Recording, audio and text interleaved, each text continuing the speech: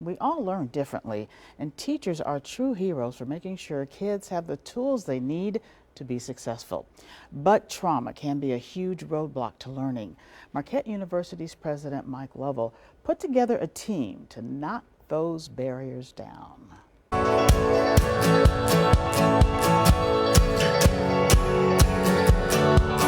This is what support looks like. It was called the Lovell Strong 5K Fun Run. On November 7th, close to 500 people laced up their shoes to show support for President Michael R. Lovell and everyone battling cancer. Dr. Lovell remains on the job while undergoing treatment.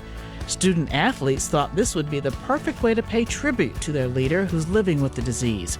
Lovell is an avid runner. The men's lacrosse team organized this event. It's just something I remember the rest of my life. It makes me so proud to be part of the Marquette community in here in Milwaukee.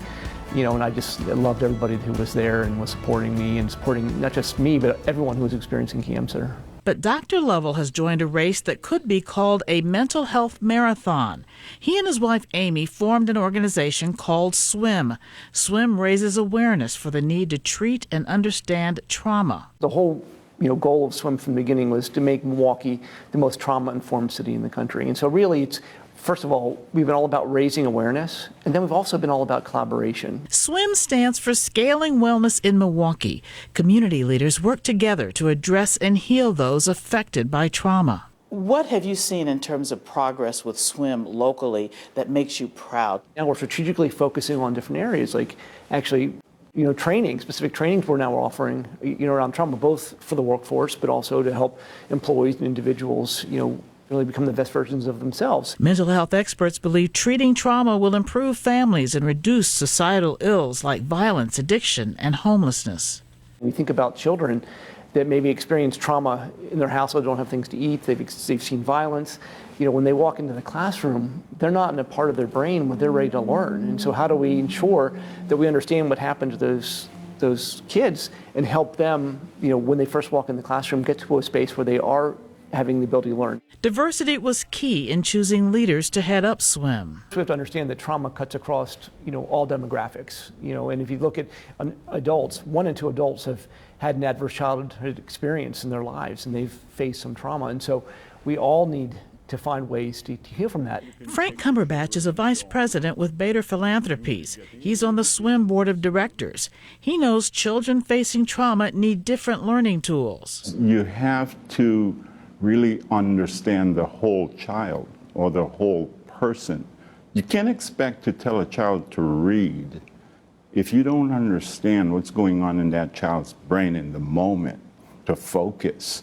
If you're thinking about your mom and you were there when she got shot, there's no way that you can read. Cumberbatch shares a story of a little boy who went to school for the sole purpose of getting in trouble. The boy was 8 years old, and he comes to school, hits another child to go back home. Why? To protect his mother from her boyfriend. I mean, come on. 8 years old. And he wants to go home because that's the only time he feels good in his soul that I'm here. Your boyfriend is not going to hit you. But when teachers listened to the boy's story and the child was taught differently, he changed. And that's why SWIM exists. And once he told the story, that little boy is now thriving at that school. Such outcomes keep Cumberbatch and Lovell optimistic. Until we start seeing people as people and really understanding them as individuals, as Mike said, what happened to you? And you say it in an authentic way that the person recognizes that you really want to know. You really want to hear. And so once we have that dialogue going on, I think we will get children and families to open up, and we will make progress. From a fundamental viewpoint as a city, if we can start addressing each other's trauma, again, helping people be the best version of themselves, it will really help so many of the disparities we see, whether it be around education, whether it be about healthcare, whether it be about economic opportunities. All of these things, will be improved because people will be functioning at a much higher level. And more people can feel uplifted just like Dr. Lovell felt after this successful event. A reminder that kindness and understanding are important parts in the marathon of mental and physical health. And when you go through cancer, it's hard, and there are times when it knocks you down and you feel, like you get pretty low, and it's that energy you get with others supporting you, and that allows you to pick yourself up and keep fighting the fight. And don't ever underestimate the power of the kind words, the gestures, the notes, the things, the prayers that you provide people that experience cancer, because it really does help. Absolutely. And Dr. Lovell says Marquette is a special place where people care about others like a family.